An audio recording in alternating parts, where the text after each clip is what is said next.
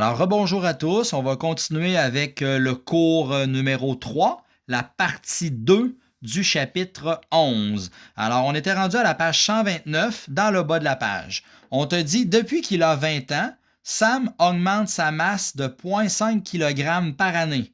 Complète la table de valeurs suivante. Alors, je répète que c'est 0,5 kg par année que Sam augmente sa masse musculaire. Ici, Sam a 20 ans. Et là, il passe à 25 ans. Alors, de là à là, Sam, il s'est écoulé 5 années. 5 ans.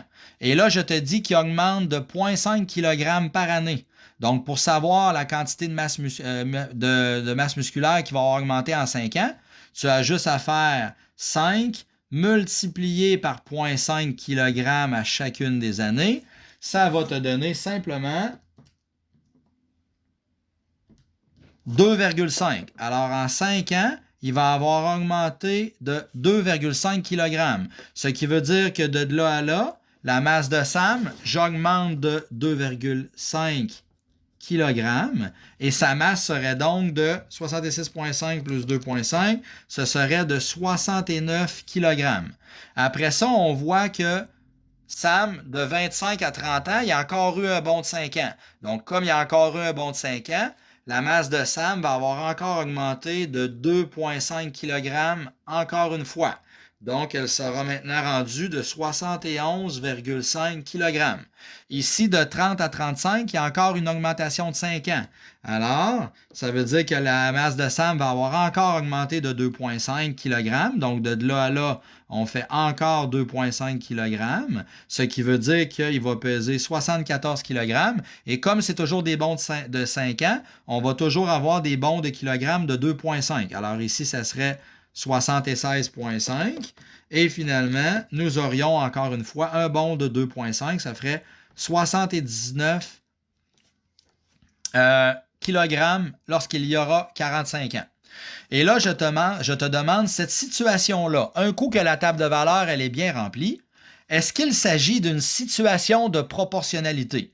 C'est-à-dire, est-ce qu'il y a quelque chose qui me permet de passer directement de la première ligne à la deuxième ligne en faisant une multiplication par quelque chose, ce que j'appelais le coefficient de proportionnalité. Alors, est-ce qu'il y a quelque chose qui permet de passer à ça? Si oui, quel est le coefficient? Alors là, pour vérifier, tu as juste à vérifier quelque chose. On va pitonner 66,5. Tu fais la deuxième ligne divisée par la première ligne, ce que l'on appelle les taux, et tu t'assures que les taux sont tous équivalents. Donc là, tu fais 66,5 divisé par 20. Donc, si je fais 66,5 divisé par 20, ça me donne un taux de 3,325 kg par année. Ça veut donc dire que sa masse a augmenté de 3,325 kg par année pour cette période-là. Maintenant, si je prends une deuxième valeur, 69 divisé par 25, je répète qu'on fait toujours la deuxième ligne divisée par la première ligne.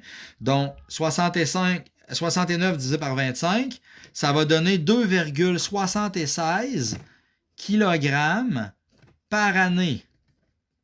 Alors, est-ce que son taux, alors ici, on voit que la première fois, ici, dans la première période, son taux a augmenté de 3,325 kg par année, alors qu'ici, dans les 5 autres années, ça a monté de 2,76 kg par année ici.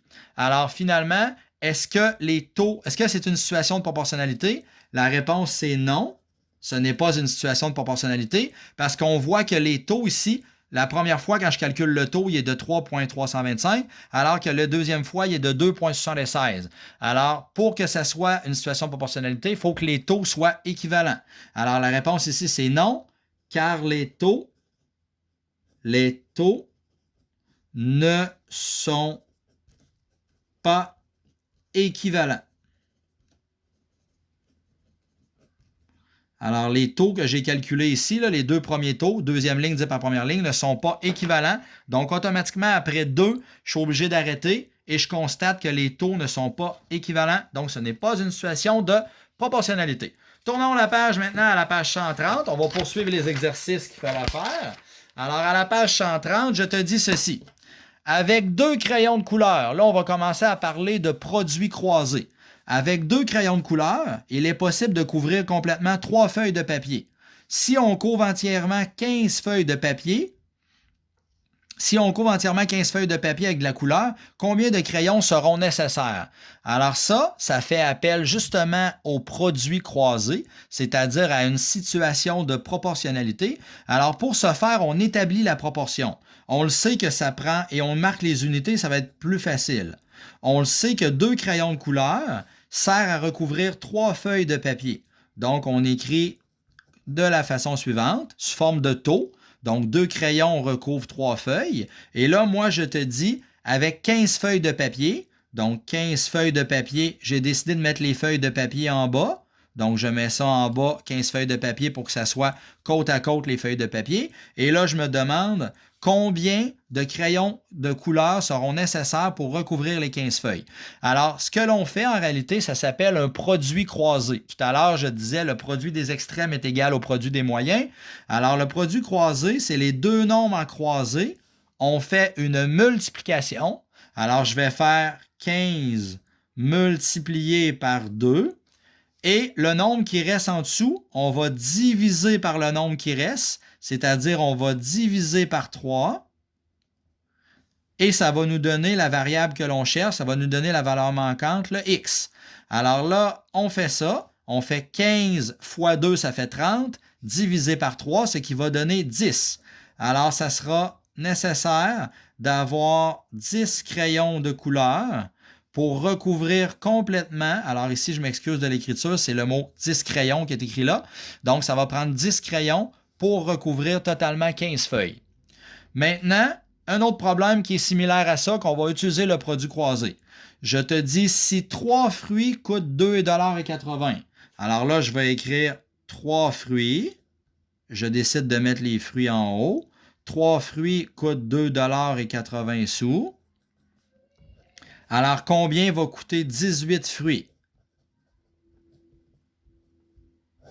Et là, je mets mon X. Alors, j'ai mes fruits avec mes fruits que j'ai décidé de mettre au numérateur.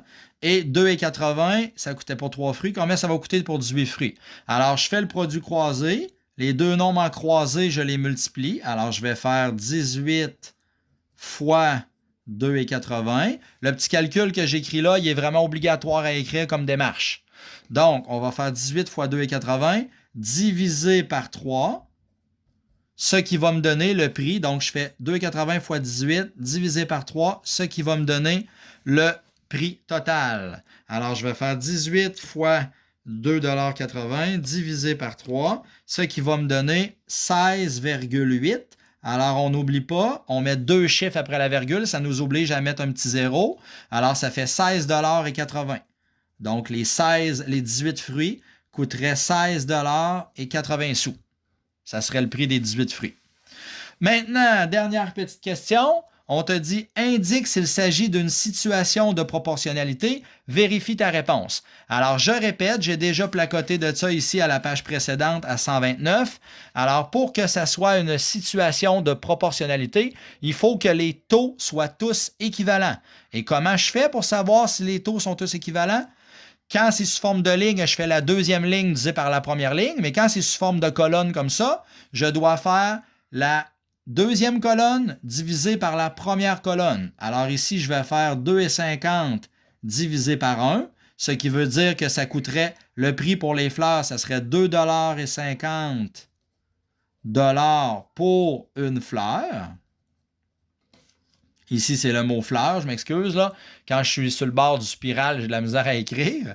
Je suis désolé. Ensuite, la deuxième ligne, je ferai deuxième colonne divisée par... Donc, ça coûte 7,50 pour 3 fleurs. Bien, je recherche le prix unitaire, c'est-à-dire je cherche les taux, est-ce qu'ils sont tous équivalents?